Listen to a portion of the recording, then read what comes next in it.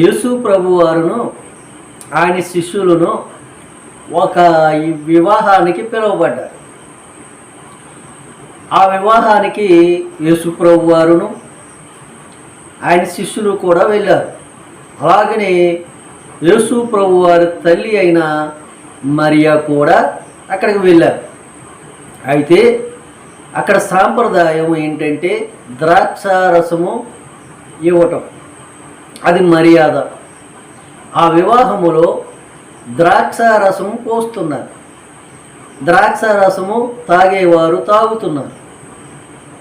ఆ ద్రాక్షారసము పోస్తూ పోస్తూ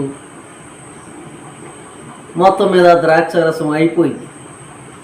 ఆ ద్రాక్షారసం అయిపోయినప్పుడు ఇంకా ద్రాక్షారసం లేదు అని ఎవరు చూశారంటే యేసు ప్రభు వారి తల్లి అయిన మరియా గారు చూశారు. తల్లి అయిన మరియా యేసు దగ్గరికి వచ్చి, నాయనా ద్రాక్షారసం అయిపోయింది, నువ్వు ఏదైనా చెయ్యి అన్నట్టుగా మాట్లాడుతుంది. అంటే యేసు ప్రభువు అక్కడ ఆ కార్యాన్ని చేస్తాడని తల్లి అయిన మరియకు తెలుసు.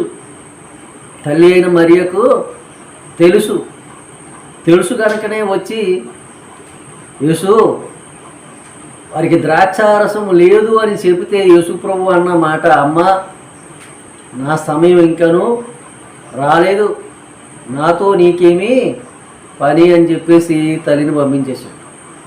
ఆ తల్లి వెళుతూ అక్కడ పరిచారికులను చూసి, ఆయన మీతో చెప్పినది చేయడని చెప్పేసి వెళ్ళిపోయాడు. మరియా గారు చెప్పేసి వెళ్ళిపోయారు. అప్పుడు యేసు ప్రభు వారు అక్కడ ఒక సూచక క్రియ, మంచి అద్భుతమైన కార్యము చేశారండి. ఏంటంటే 2 3 తూములు పట్టు 6 రాతి బాణలు అక్కడ ఉన్నాయంట. ఆ రాతి బాణలు దబ్బిడించి ఉన్నాయి. అవి కాళ్ళు కడుక్కోవడానికి నీళ్లు పోస్తారంట. యూదులు ఆచార ప్రకారంగా వచ్చిన బంధువులు కాళ్ళు కడుక్కుని లోపల రావడానికి అందులో నీళ్ళు పోస్తే అందులో నీళ్ళు కడుక్కుని వస్తారంట. ఆ నీళ్ళతో కాళ్ళు కడుక్కుని లోపలికి వెళ్తారంట. అయితే ఆ బాణలు చూసి అక్కడ ఉన్న ఆ పరిచారకుని, అక్కడ ఉన్న శిష్యులను చూసి, ఈ బాణలలో అంచులు మట్టుకు నీళ్ళతో నింపండి అన్నాడు యేసు ప్రభు. ఆ 6 బాణలు తిరగేసి 6 బాణల్లో కూడా అంచులు మట్టుకు నీళ్ళతో నింపేశారు. ఇప్పుడు శిష్యులు ఏమనుకుంటున్నారంటే పంచదార తెమ్మంటారేమో, ఇంకేమైనా తెమ్మంటారేమో, అందులో వేసి కలపాలేమో, లేకపోతే కొంచెం ఏమైనా ద్రాక్షారసం తెచ్చి ఇందులో కలపాలేమో అని వాళ్ళు ఆలోచిస్తున్నారని అక్కడ రాయబడలేదు సుమా, నా ఊహ చెప్తున్నాను. అక్కడ ఏమి రాయబడలేదు. వాళ్ళు ఆలోచించారనో నేను ఇలా ఊహిస్తున్నాను అంతే. అయితే వాళ్ళు అనుకుని ఉండొచ్చు అని నేను అభిప్రాయపడుతున్నాను అంతే తప్ప అక్కడ రాయబడలేదు, బైబిల్లో రాయబడలేదు. అయితే వాళ్ళు ఈ అంచుల మట్టుకి నీళ్ళతో ముంచినప్పుడు యేసు ప్రభు ఇప్పుడు చెప్తున్న మాట, ఇప్పుడు మీరు ఈ నీళ్లు ముంచి పెండ్లి ప్రధాన యాజకునికి తీసుకుని వెళ్ళి ఇవ్వండి అన్నాడు. ఈ నీళ్లు ముంచి త్రాగే వాళ్ళందరికీ ఇవ్వండి అన్నాడు. దేవుని స్తోత్రం. యేసు ప్రభు చెప్పినట్లుగానే వారు ఆ నీళ్లు ముంచి పట్టుకెళ్ళి పోస్తుంటే వారు తాగుతూ ఉన్నారండి. వారు తాగుతున్నారు, ఈ నీళ్లు పట్టుకెళ్తున్నారు. ఆ పోసిన వాళ్ళు పోయించుకున్న వాళ్ళందరూ తాగుతున్నారు. ప్రధాన యాజకుడు చూశాడు. ముందు ప్రధాన యాజకుడు చూసి పెళ్లి కుమారుణ్ణి పిలిచాడంట. పెళ్లి కుమారుణ్ణి పిలిచి, ఏమయ్యా, మొదట మంచి ద్రాక్షారసము పోసి తర్వాత జనులు మొత్తుగా ఉన్నప్పుడు జబ్బు ద్రాక్షారసము పోస్తారు, నీవైతే ఇదివరకే మంచి ద్రాక్షారసము దాచి ఉంచావు అని చెప్తున్నాడు. అర్థమైందా మీకు?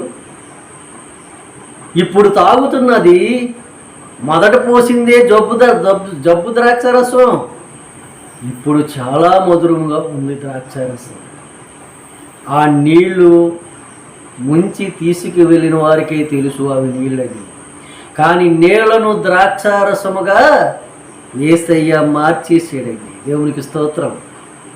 నీళ్లను ద్రాక్షారసముగా ఎవరు మార్చారు? యేసు ప్రభువు మార్చారు. ఆ నీళ్లు తాగిన వాళ్ళు అమోహం, అద్భుతం, ఆహా ఇటువంటి ద్రాక్షారసము మేము ఎప్పుడును ఎన్నడనో తాగలేదు అని అక్కడ జనులు ఆశ్చర్యపోయారు. దేవునికి స్తోత్రం కలుగును గాక. నీ జీవితంలో మధురం లేదా? చేదు అనుభవాన్ని అనుభవిస్తున్నావా?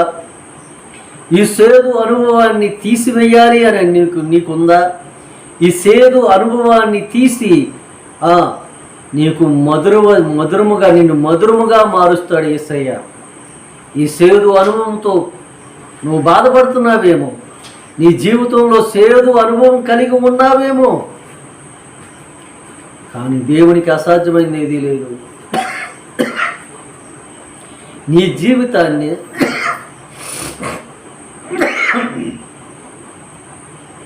నా యేసయ్య మధురముగా మారుస్తాడు. అట్టి మధురమైన జీవితము దేవుడు మనకందరికీ దయచేయునుగాక. ఆమేన్.